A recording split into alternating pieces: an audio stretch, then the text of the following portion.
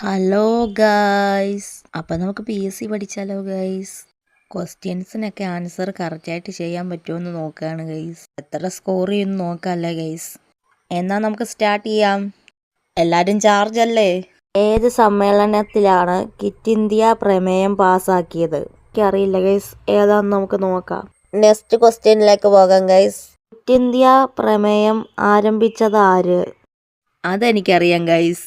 Option C Jawaharlal Nehru. എനിക്കൊരു മാർക്കായി guys. 1 score. Next, പ്രവർത്തിക്കുക അല്ലെങ്കിൽ മരിക്കുക എന്ന് ഗാന്ധിജി ആഹ്വാനം ചെയ്തത് ഏത് സമരത്തിലാണ്? ക്വിറ്റ് ഇന്ത്യ സമരമാണ് ഗൈസ്. അതെനിക്കറിയാം. എനിക്കിപ്പോൾ 2 മാർക്കായി ഗൈസ്. ക്വിറ്റ് ഇന്ത്യ സമരം അറിയപ്പെടുന്ന മറ്റൊരു പേരെന്ത്?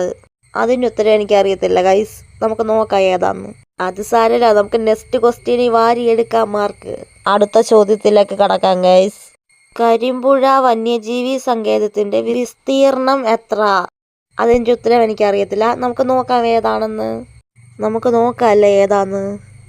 ഓ, ബി ആയിരുന്നു ഗൈസ്. ക്വസ്റ്റ്യനിലേക്ക് പോകാം ഗൈസ്. രാവിലെ തന്നെ കറണ്ട് ഇല്ല ഗൈസ്.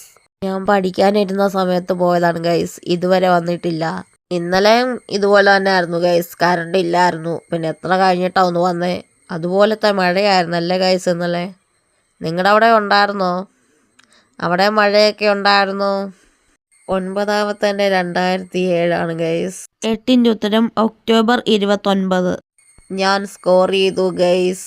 നിങ്ങൾക്കറിയാവുന്ന ഉത്തരം നിങ്ങളും കമൻറ്റ് ചെയ്യുക ഗൈസ്. കറക്റ്റ് ആൻസറാണ് ഞാൻ പറഞ്ഞത്, കണ്ടോ. മൊത്തം ആൻസറൊന്നും ശരിയാക്കാൻ പറ്റിയില്ല ഗൈസ്.